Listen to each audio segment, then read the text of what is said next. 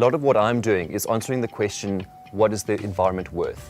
And when you talk about decision makers and policy makers, they want to know what it means in change, in real dollar signs and rand signs and pound signs.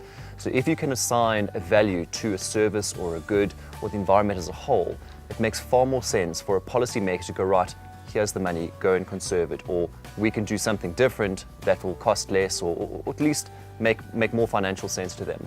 So in terms of assigning a value, it's important to consider across the spectrum as well, looking at the social values, the economic values, and the environmental values, and trying to create a much more holistic approach to ecosystem valuation and trying to conserve things that way.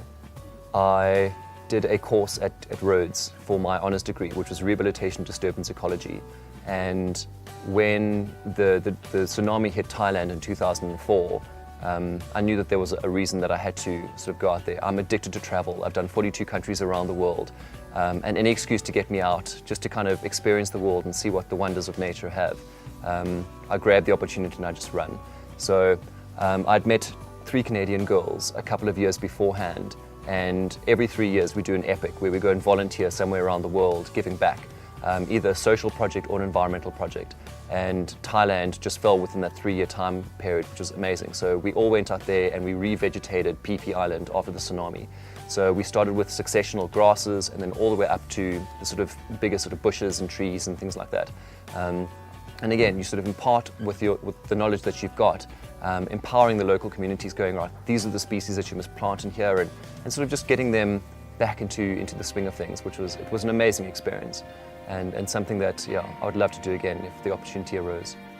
Last year I was fortunate enough to be given a birthday present to go to Madagascar, and it's been top of my list for probably 20 years now, since I first saw it on National Geographic. And sort of going out there, you have the most amazing kind of vivid images in your mind of lemurs jumping from tree to tree and things like that.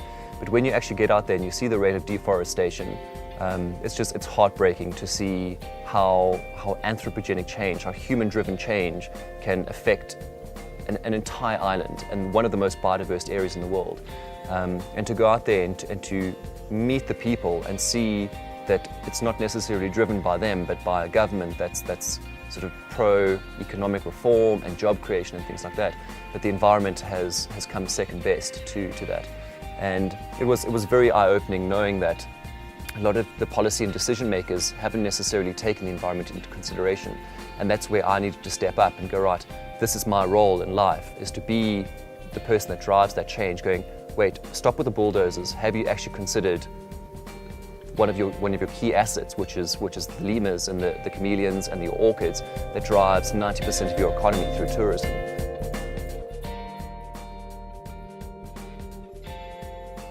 I'd love to be at a managerial level in either sort of policy or decision making, realizing that I've used all of my skills and developed a skill set that can kind of formulate me to create ideologies and ideas and management plans that will kind of spearhead the environment forward.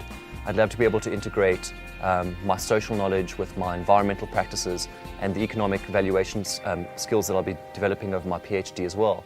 When you have the passion, you have the drive, and you know what your end goal is, there's not much that's going to be able to stop you.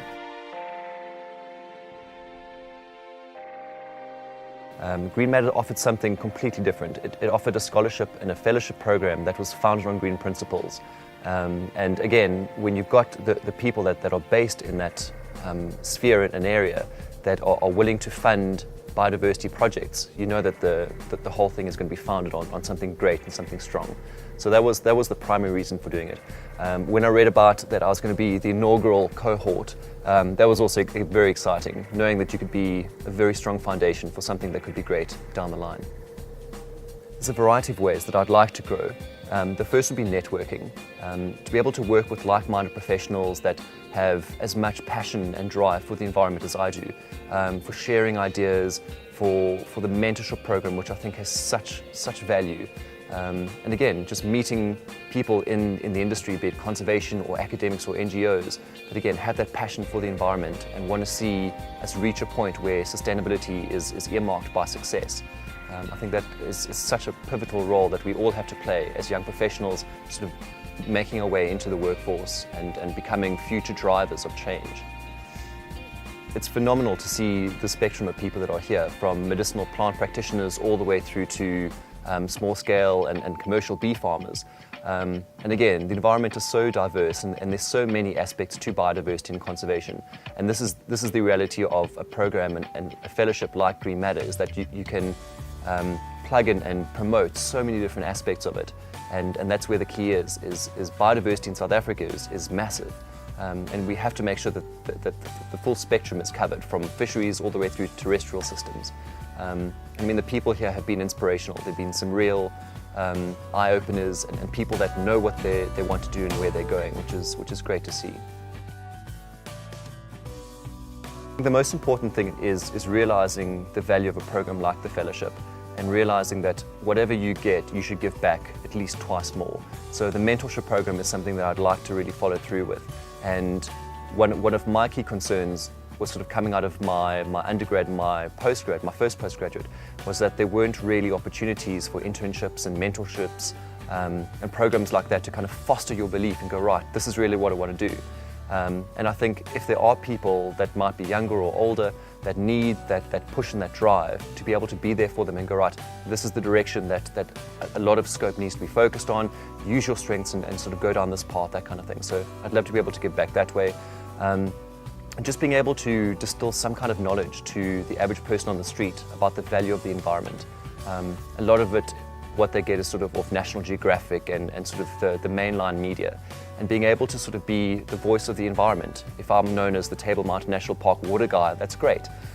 Because again, you simplify the message to get that across to people on the street. And if you change the perceptions and behavior of one person, then again, you've made that your success and your legacy.